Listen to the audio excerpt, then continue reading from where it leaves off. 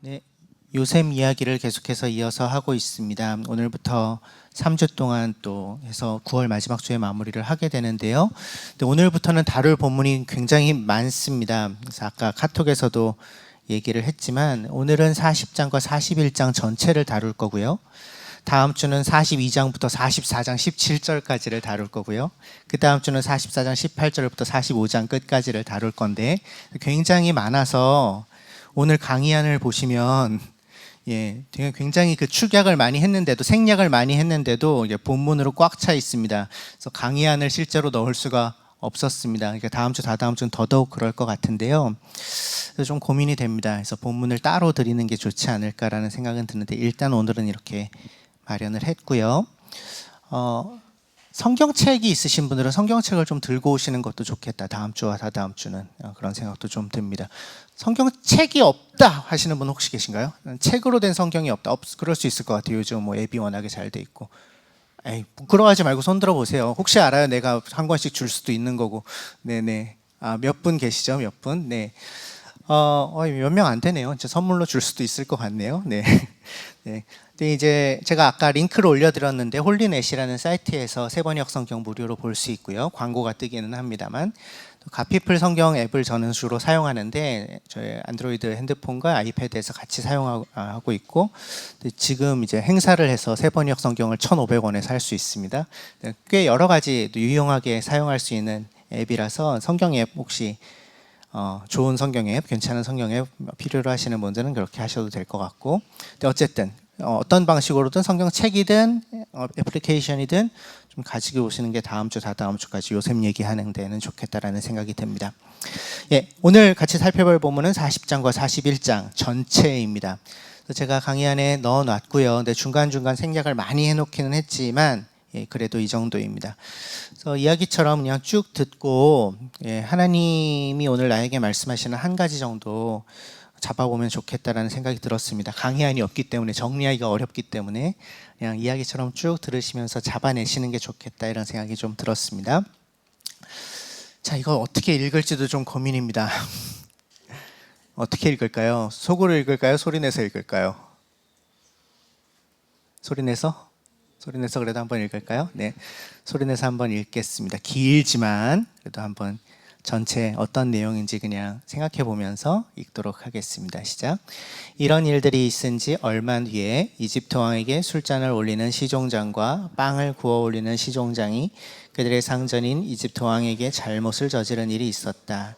그들을 경호대장의 집안에 있는 감옥에 가두었는데 그곳은 요셉이 갇힌 감옥이었다. 감옥에 갇힌 두 사람 곧 이집트 왕에게 술잔을 올리는 시종장과 빵을 구워 올리는 시종장이 같은 날 밤에 꿈을 꾸었는데 꿈의 내용이 저마다 달랐다. 요셉이 그에게 말하였다. 해몽은 이러합니다. 가지셋은 사흘을 말합니다. 앞으로 사흘이 되면 바로께서 시종장을 불러내서 직책을 되돌려 주실 것입니다.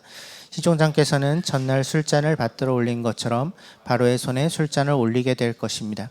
시종장께서 잘 되시는 날에 나를 기억하여 주시고 나를 따로 생각해 주시기 바랍니다. 그리고 바로에게 나의 사정을 말씀드려서 나도 이 감옥에서 풀려나게 해주시기 바랍니다. 바로에게 술을 따라 올리는 시종장은 직책이 회복되어서 잔에 술을 따라서 바로의 손에 올리게 되고 요셉이 그들에게 해몽하여 준 대로 되었다. 그러나 술잔을 올리는 시종장은 요셉을 기억하지 못하였다. 그는 요셉을 잊고 있었다. 그로부터 만 2년이 지나서 바로가 꿈을 꾸었다. 아침에 그는 마음이 뒤숭숭하여 사람을 보내어서 이집트의 마술사와 현인들을 모두 불러들이고 그가 꾼 꿈 이야기를 그들에게 하였다. 그러나 아무도 그에게 그 꿈을 해몽하여 주는 사람이 없었다. 그때 술잔을 올리는 시종장이 바로에게 말하였다. 제가 꼭 했어야 할 일을 못한 것이 오늘에야 생각납니다. 저희들이 같은 날 밤에 각각 꿈을 꾸었는데 두 꿈의 내용이 너무나 달랐습니다. 그때 그곳에 경호대장의 종인 히브리 소년이 저희와 함께 있었습니다. 저희가 꾼 꿈 이야기를 그대로 해주었더니 그가 그 꿈을 풀었습니다. 그리고 그가 해몽한 대로 꼭 그러대로 되어서 저는 복직되고 그 사람은 처형되었습니다. 이 말을 듣고서 바로가 사람을 보내어 요셉을 불러오게 하였고 사람들은 곧바로 그를 구덩이에서 끌어냈다. 요셉이 수염을 깎고 옷을 갈아입고 바로 앞으로 나아가니 바로가 요셉에게 말하였다. 내가 꿈을 하나 꾸었는데 그것을 해몽할 수 있는 사람이 없다. 나는 내가 꿈 얘기를 들으면 잘 푼다고 들었다. 그래서 너를 불렀다. 요셉이 바로에게 대답하였다. 저에게는 그런 능력이 없습니다. 임금님께서 기뻐하실 대답은 하나님이 해주실 것입니다. 요셉이 바로에게 말하였다. 임금님께서 2번 꾸신 꿈의 내용은 다 같은 것입니다. 임금님께서 장차 하셔야 할 일을 하나님이 보여주신 것입니다. 앞으로 7해 동안에는 온 이집트 땅에 큰 풍년이 될 것입니다. 그런데 곧 이어서 7해 동안 흉년이 될 것입니다.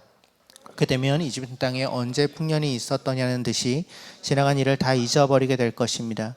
그리고 기근이 이 땅을 황폐하게 할 것입니다. 이제 임금님께서는 명철하고 슬기로운 사람을 책임자로 세우셔서 이집트 땅을 다스리게 하시는 것이 좋을 듯합니다.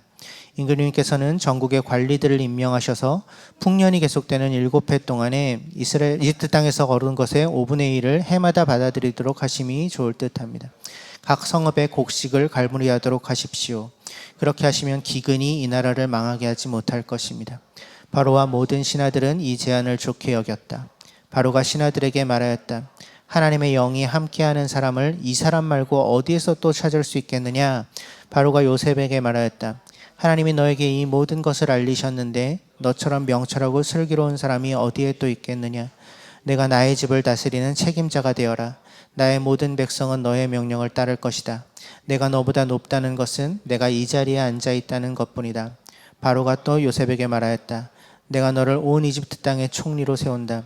그렇게 말하면서 바로는 손가락에 끼고 있는 옥새 반지를 빼서 요셉의 손가락에 끼우고 고운 모시옷을 입히고 금목걸이를 목에다 걸어주었다. 바로는 요셉에게 사브낫 바네아라는 이름을 지어주고 온의 제사장 보디베라의 딸 아스낫과 결혼을 시켰다.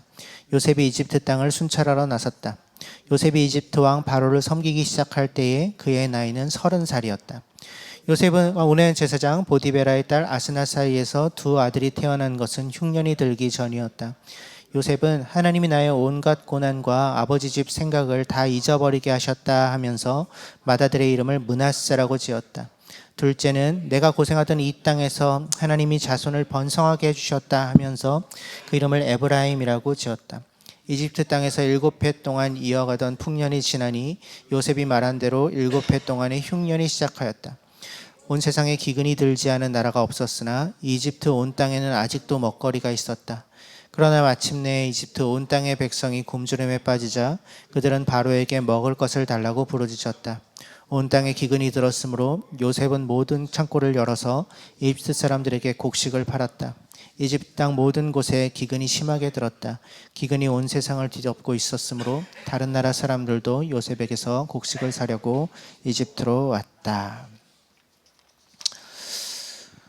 네, 이런 일들이 있은 지 얼마 뒤에, 이것은 이제 요셉이 그 억울한 누명을 쓰고 감옥에 갇히고 그 감옥에서도 뭔가 책임자의 역할을 하게 되는 그 모든 일들이 있은 뒤에 얼마 뒤에 이렇게 이 얘기입니다.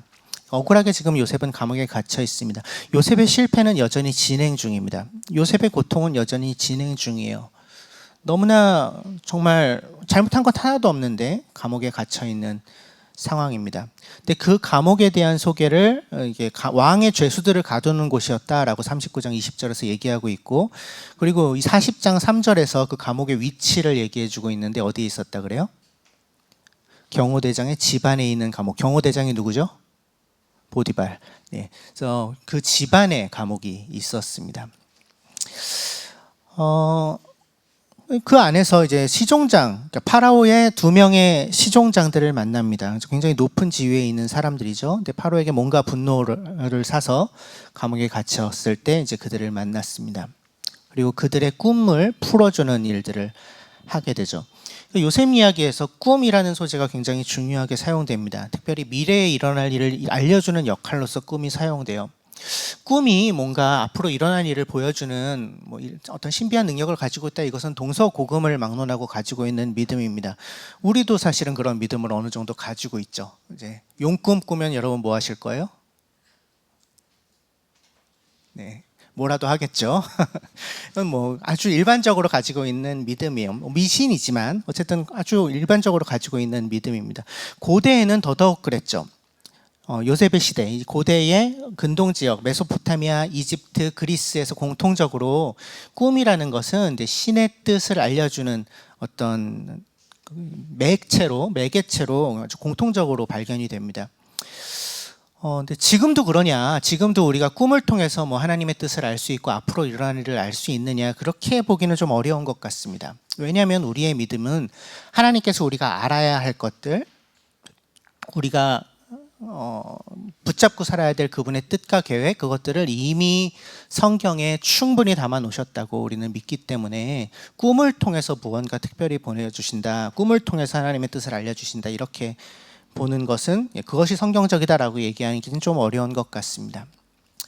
어쨌든 하지만 요셉 이야기에서 요셉의 시대에는 성경이라는 것이 존재하지도 않았고요. 또 요셉은 하나님이 직접 말씀하시는 것을 듣지는 않았었기 때문에 꿈을 통해서 요셉이 하나님 경험을 하고 있다는 것, 그것은 이 이야기에서 그대로 얘기해주고 있는 바죠. 그래서 꿈을 요셉이 잘 풀었다라는 것은 이건 지혜로운 사람들이 하는 일이었거든요. 가장 학식을 많은 쌓은 사람들이 할 수 있는 일이었어요, 당시에는. 그래서 요셉이 굉장히 지혜로운 사람으로 그때 받아들여졌다, 이렇게 볼 수 있을 것 같아요. 그래서 요셉의 꿈 해몽이 맞아 떨어집니다. 이 두 명의 시종장에게. 한 명은 곧 풀려날 거다 이렇게 예언하고, 한 명은 이제 당신은 곧 죽을 거다, 처형당할 거다 이렇게 예언했는데 그게 그대로 들어맞아요. 근데 이제 다시 복직하게 될 거다라고 이렇게 예언한 사람에게 요셉이 청탁을 하나 합니다. 14절이죠. 시종장께서 잘 되시는 날에 나를 기억하여 주시고 나를 따로 생각해 주시고 바로에게 나의 사정을 말씀드려서 나도 이 감옥에서 풀려나게 해 주십시오. 나를 좀 꺼내 주세요. 제 이 꿈 해몽이 맞으면 그래도 제가 뭔가 이렇게 베풀어 드린 거니까 저에게도 좀 뭔가를 주세요. 제가 여기서 풀려나게 해 주세요. 이렇게 청탁을 하는데, 그런데 어떤 일이 일어나죠? 네. 뭐라고 얘기해요? 23절. 그는 요셉을 기억하지 못하였다. 그는 요셉을 잊고 있었다. 41장 1절. 그로부터 만 2년이 지나서 2년 동안 까먹어요. 그래서 요셉은 억울하게 감옥에 갇혀 있고 거기에서도 성실하게 살지만 풀려날 수 있는 소망을, 신락 같은 소망을 품지만 그것조차 무너집니다. 또 한 번의 좌절이죠. 어려움이죠. 요셉은 기대감을 가졌을 거예요, 아마도. 2년 동안 아무런 소식이 없는 거죠.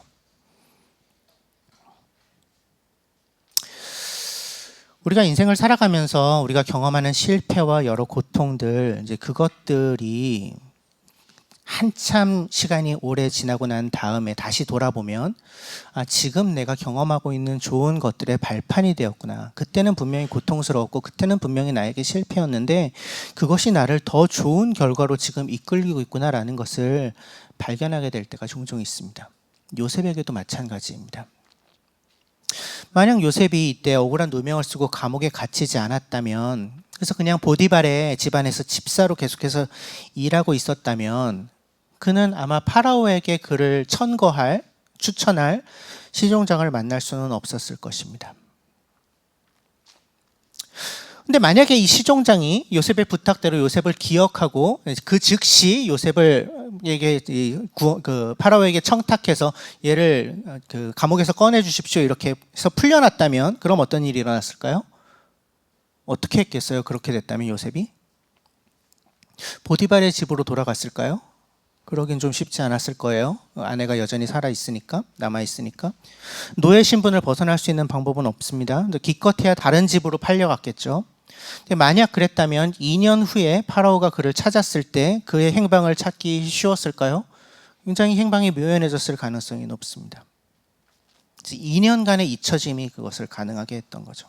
더 이전 일로 돌아가서 요셉이 형들에게 팔려서 이집트로 오는 말도 안 되는 일을 경험하지 않았다면, 그렇다면 어떤 일이 일어났을까요? 야곱의 가족들은 이 큰 기근에서 살아남을 수 있는 방법이 없었을 것입니다. 요셉을 통해서 그들이 이집트로 결국 오게 되거든요. 그래서 이 기근을 견디고 큰 민족을 이루는 발판을 마련하게 되거든요. 그래서 그들을 통해서, 야곱의 자손들을 통해서 이스라엘이라는 하나의 민족이 형성되는 굉장히 중요한 사건이 일어나게 되죠. 요셉의 실패와 고통 때문에 가능했던 일입니다.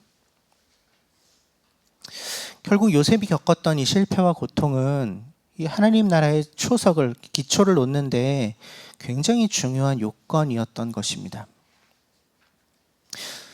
그 실패가 없었다면, 그의 고통이 없었다면, 그의 잊혀짐이 없었다면, 억울한 누명을 쓰는 일이 없었다면 하나님이 하시고자 하시는 일들이 이루어질 수 없었던 거죠. 물론 이것은 우리가 결과를 알기 때문에 할 수 있는 말입니다. 결과론적인 얘기죠. 그 과정 안에서는 사실은 알기 되게 어렵습니다. 그래서 섣부르게 사실은 말하기가 되게 어렵습니다. 만약에 노예로 팔려가던 그 순간에 요셉에게 누군가 다가와서 이 모든 게 하나님의 뜻이야, 하나님이 너를 통해서 큰 일을 이루시기 위해서 너를 지금 노예로 팔려가게 하시는 거야, 이런 얘기를 했다면 요셉이 어떤 생각이 들었을까요? 그가 억울하게 감옥에 갇혔을 때 누군가 야 견뎌, 하나님이 이 고난까지 사용하실 거야, 이렇게 얘기했다면 요셉의 반응이 어땠을까요? 굉장히 잔인한 말이죠. 받아들이기 어려운 말입니다. 그래서 어떠한 고난이, 어떠한 어려움이, 어떠한 실패가 결국 어떤 결과로 이어질지를 아는 것은 굉장히 어려운 일이에요. 지난 8월 둘째 주 요셉의 요셉 이야기 첫 번째에서 우리 깨어진 가정의 이야기를 다루었습니다. 완전히 콩가루 집안이 되어 있는 야곱의 집안의 이야기들을 했죠. 그리고 우리가 경험한 가정의 깨어짐을 대물림하지 않기 위하여 우리는 어떻게 해야 되는가, 이런 얘기들을 나누었었습니다. 이 이야기가 정말 어려운 가정에서 자란 과거를 갖고 있는, 그 고통스러운 과거를 여전히 잊지 못하고 있는 그런 가족들에게는 굉장히 아픈 이야기일 수도 있었겠다라는 생각이 들어요. 만일 누군가가 우리의 과거에 있었던 그 고통스러운 순간에, 또는 네가 어릴 적 겪었던 그 고통에는 하나님의 뜻이 있는 거야, 너에게 뭔가 가르치기 위해서 그런 일을 하신 거야, 이렇게 얘기하면 그건 굉장히 잔인한 말입니다. 그건 다른 사람이 해서는 안 되는 말이에요. 그런 것은 하나님 앞에서 자기 스스로 발견하는 것들입니다. 하나님 앞에 정직하게 나아갈 때 스스로 언젠가 깨닫게 되는 어떤 것이에요. 그럴 때가 있습니다. 하나님의 때가 있어요. 그 모든 일들이 이래서 그랬던 거구나 해석되게 되는 순간이 찾아옵니다. 요셉 이야기에서 우리가 발견할 수 있는 것은 그 하나님의 때가 있다는 겁니다. 지금은 다 이해할 수 없을지라도 이 고난과 고통과 실패의 끝에 하나님의 때가 오면, 그분이 정하신 날이 오면 그분이 우리를 결국 온전히 회복하신다는 것을 우리는 이 이야기 속에서 발견합니다. 근데 요셉의 경우에는 그 날이 올 때까지 얼마나 걸렸습니까? 요셉은 17살의 노예로 팔려왔습니다. 그가 총리가 된 건 몇 살이었다고요? 30살. 몇 년이죠 그러면? 13년. 13년이 걸렸습니다. 13년 동안 하나님은 침묵하셨습니다. 한마디 힌트라도 주셨으면 참 좋았을 텐데요. 내가 결국 너를 회복할 거야, 이런 말씀이라도 건네주셨으면 얼마나 좋았겠어요? 하지만 하나님은 그렇게 하지 않으십니다. 근데 요셉에게서 우리가 배워야 할 위대한 모습이 여기에 있다고 생각합니다. 요셉은 그 기나긴 하나님의 침묵에도 불구하고 하나님과 동행하기를 포기하지 않아요. 하나님이 자주 우리에게도 침묵하시죠. 어떤 고통과 실패 가운데에서 하나님, 저에게 왜 이런 어려움이 있습니까? 이 고통의 의미가 무엇입니까? 이 실패가 저에게 왜 필요한가요? 이런 질문을 던질 때 하나님이 침묵하실 때가 참 많습니다. 왜 그럴까요? 하나님의 때가 있기 때문입니다. 하나님은 우리가 그 때를 기다리며 살기를 바라십니다. 그리고 그 때에 이르기까지의 모든 시간을 우리와 함께 하십니다.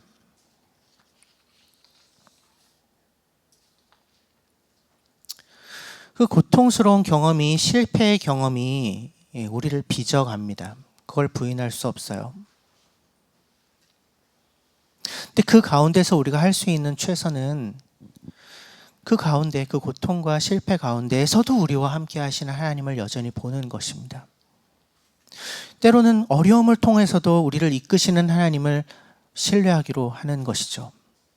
그저 그 모습 그대로 하나님 앞에 서서 하나님께 묻는 것이 최선입니다. 다시 한번 강조하자면, 다른 이의 고통에 대해서는 그렇게 얘기하시면 안 됩니다. 근데 나의 고통과 나의 실패에 대해서는 하나님께 정직해 나아가 여쭈십시오. 때로는 답을 주시기도 하시고요. 많은 경우 침묵하기도 하시지만 여전히 하나님이 우리와 함께 하신다는 것을 우리가 신뢰하며 하나님께 나아간다면 우리는 언젠가 하나님의 때를 만나게 될 것입니다. 답을 찾는 날이 올 것이에요. 그 날이 올 때까지 그 하나님과의 동행 가운데, 그 신뢰의 관계 가운데, 그 하나님의 임재 가운데 머물러 있는 것, 이것이 믿음입니다. 이것이 신앙이에요. 언젠가 허락하실 그분의 때를 기다리며, 그분이 긴 침묵을 깨고 나에게 말을 건네오시는 그날을 기다리며 그저 그 자리에 그분과 함께 있는 것. 요셉에게는 13년이 걸렸던 그 시간을 함께 지나가는 것. 요셉에게 긴 시간이 필요했어요. 많은 과정이 필요했죠. 그가 겪었던 이 여러 고난들을 해석하고 그것이 이게 하나님의 뜻이구나라는 것을 받아들이는 데까지 굉장히 긴 시간과 과정이 필요했습니다. 중요한 것은 그 고통과 고난, 우리는 잊으려고 했어도 하나님은 잊지 않으신다는 것입니다.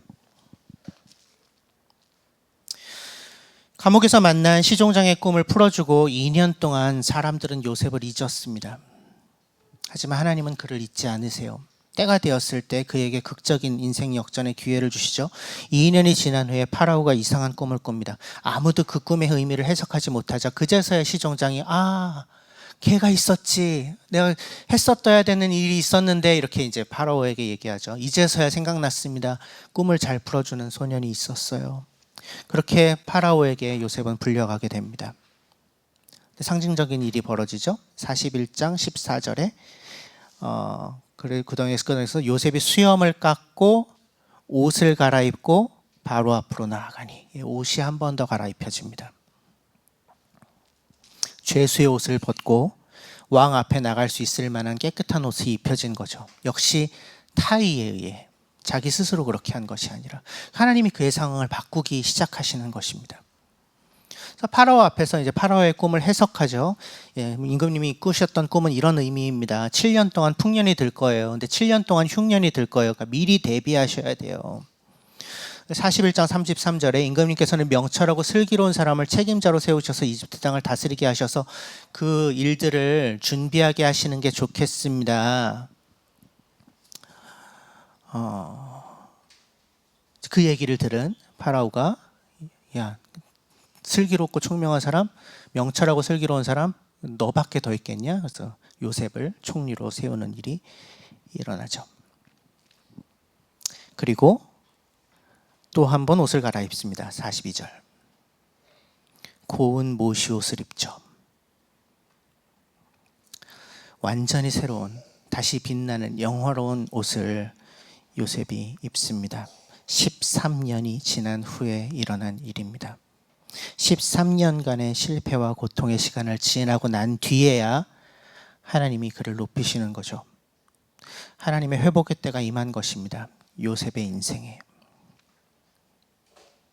요셉은 새 이름도 받습니다. 45절 사브낫 바네아. 하나님이 말씀하셨고 그는 살아계신다라는 뜻입니다.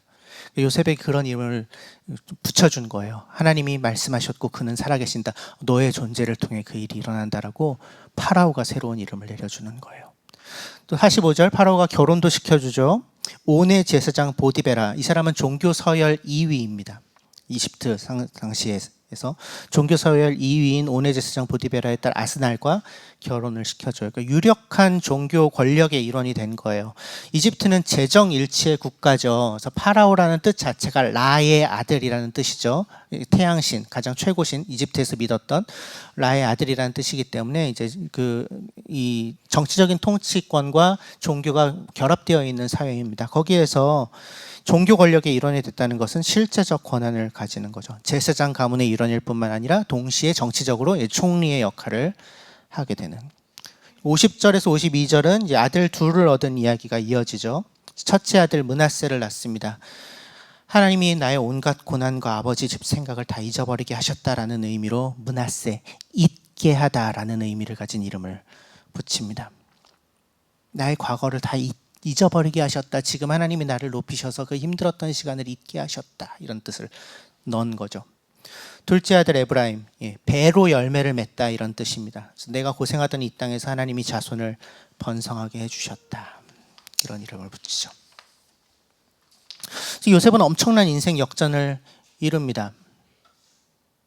이 시점에 요셉이 하나님의 뜻을, 계획을 이제는 다 알게 되었을까요? 그렇지 않아요. 여전히 요셉은 그에게 일어났던 그 여러 실패와 고통스러운 일들, 그것의 의미, 그 시간들의 진짜 이유를 여전히 다 알지는 못하고 있습니다. 므낫세라는 이름에서 그것이 드러나죠. 모세에게 있어서 그가 겪었던 그 고통스러운 시간들은 그냥 지워버리고 싶은 과거에 불과합니다. 아버지의 집 또한 잊어버리고 싶은 대상입니다. 그것이 므낫세라는 이름에서 드러나는 것이죠. 이제 성공했으니까, 이제 높은 지위에 올랐으니까 힘들었던 과거는 그냥 잊겠다는 것입니다. 그 고통과 고난의 의미를 해석하거나 곱씹을 이유가 남아있지 않다라는 거죠. 그저 그냥 지금 나를 위로하신 하나님, 이제는 나를 높이신 하나님, 나를 성공하게 하신 하나님에 대한 감사함만이 그가 가지고 있는 것이죠. 물론 이것도 훌륭한 태도이기는 하지만, 그러나 하나님은 요셉이 여기에만 머무르기를 원하지는 않으십니다. 그냥 잊고 말아버리게 하지 않으세요. 그를 한 걸음 더 나아가게 하십니다. 그가 겪었던 고통의 의미를 더 깨닫게 하기를 원하세요. 그가 여기까지 오게 된 이유를 알리시기 원하십니다. 그 세심하신 하나님의 인도하심과 섭리를 깨닫게 하시기 원하세요. 그것을 위해서 하나님이 어떤 일을 사용하시죠? 기근을 사용하십니다. 요셉과 형제들이, 그리고 요셉과 아버지가 다시 만나게 하기 위하여 하나님이 기근을 사용하십니다. 41장 57절, 기근이 온 세상을 뒤덮고 있었고 다른 나라 사람들도 요셉에게서 곡식을 사려고 이집트에 왔다. 복선이죠. 42장에 가면 이제 그 곡식을 사러 요셉의 형들이 이집트로 찾아오는 이야기로 연결되죠. 그 야곱의 아들들, 야곱의 가족, 그 깨어진 가족을 회복하기 위해, 더 나아가서 그들로 인해서 시작되는 하나님 나라 백성 공동체의 역사를 이어가시기 위해 하나님은 기근까지도 사용하고 계시는 것입니다. 이것과 관련된 얘기는 다음 주에 계속하겠습니다. 말씀 마무리합니다. 오늘 우리는 요셉의 실패와 고통까지도 사용하시는 하나님을 보았습니다. 아마 요셉은 끝없이 물어봤을 것입니다. 이 고통이 도대체 무슨 의미가 있습니까? 언제 이 고통에서 나를 구해 주실 것입니까? 우리 또한 자주 그 기도를 드립니다.